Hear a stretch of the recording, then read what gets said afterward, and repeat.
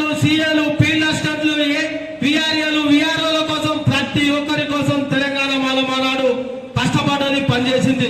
దాని తర్వాత తెలంగాణలో కాదు యావత్ భారతదేశంలో ప్రమాదం వస్తుందని పసిగట్టి జాతీయ మాలమానాడుగా ఏర్పాటు చేసి జాతీయ లెవెల్లో పోరాటం చేస్తామని చెప్పిన దయాకర్ అన్న గారికి మనం ఎంతైనా రుణపడవలసిన అవసరం ఉన్నది. ఈ సందర్భంగా ఈ రోజు గతంలో బిడ్డ పాలకులారా ఉమ్మడి ఆంధ్ర గాని తెలంగాణ గాని ఉన్నట్లయితే చంద్రబాబుకి ఏ గతి పట్టిందో ఒక్కసారి నరేంద్ర మోడీ ఆలోచన చేయాల్సిన అవసరం ఉంది వర్గీకరణ అంటే.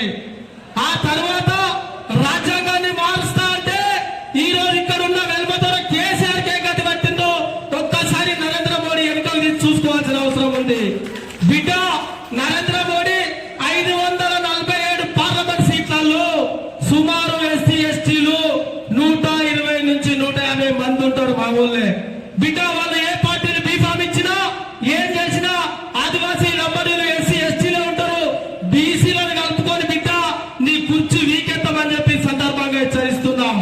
ఎందుకంటే తెలంగాణ మాలమానాడు జాతీయ మాలమానాడు యావత్ భారతదేశంలో వ్యాపించున్నది. మా దయాకర్ అంటే మామూలు కాదు, మా రాష్ట్ర అధ్యక్షుడు అంటే మామూలు కాదు, వేదిక పైన పెద్దలు అందరు చిన్నోళ్ళు కాదు, వేదికకున్న కార్యకర్తలు చిన్నోళ్ళు కాదు. బిడ్డ ఒకటే చెప్తున్నాం, రాజ్యాంగం జోలికి వస్తే మీ పీకట వేలు వీకేస్తుంది జాతీయ మాలమానాడని ఈ సందర్భంగా హెచ్చరిస్తున్నాం. దాంతో పాటు ఈ రోజు నువ్వు రామ జన్మభూమిలో హిందూ ముస్లింలకు లొల్లి నడిస్తే బాబాసాహెబ్ అంబేద్కర్ రాసిన రాజ్యాంగమే తీర్పిచ్చిందిరా విధవా అని చెప్పి ఈ సందర్భంగా గుర్తు చేస్తున్నా. ఈ రోజు ఇందిరాగాంధీ ప్రధాని అయినా కూడా మహిళలకు గుళ్ళోకి ప్రవేశం లేదన్నా కూడా మా నాయన బాబాసాహెబ్ అంబేద్కర్ రాజ్యాంగం రాసిండ్రా మతవాద శక్తులారా అని చెప్పి ఈ సందర్భంగా తెలియజేసి దచ్చుకున్నా. ఇంకొక విషయం, మీరు ఏమి చేసినా ఎన్ని కుట్రలు పొందినా ఏం చేసినా ఒక బీజేపీ పార్టీ తోటి ఏం కాదు.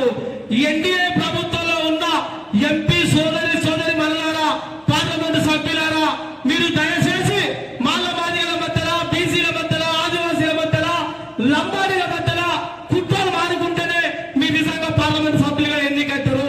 లేకపోతే మిమ్మల్ని చిత్తుగా ఓడగొట్టి వారికి నచ్చిన పార్టీకి ఓట్లేసే రీతిలో మరొక్కసారి ఎలక్షన్ల ముంగట మా జాతీయ కమిటీ మీకు సరైన గుణపాఠం చెప్పిన రీతిలో దేశమంతటా మా దయాకర్ ఢిల్లీలో కానీ జంతర్మంతర్లో కానీ ఒక ప్రెస్ మీట్ పెట్టి మీ స్పీకర్ ఇసుక పరిస్థితుల్లో మా అన్న వాయిస్ ఉంటుందని చెప్పి ఈ సందర్భంగా హెచ్చరించడం జరుగుతుంది. ఇంకొక విషయం, ఈ రోజు తెలంగాణ మాలమానాడు వర్గీకరణ పేరుతో ఎస్సీ ఎస్టీ అచ్చాల్సిన చట్టం పోతుందంటే మా సుధాకర్ నెంబడి, మా దయాకర్ నెంబడి, వాళ్ళ కృష్ణ ఇంకా మనకు పంచాయతీ ఎందుకు అవసరం లేదు. ఇక నన్ను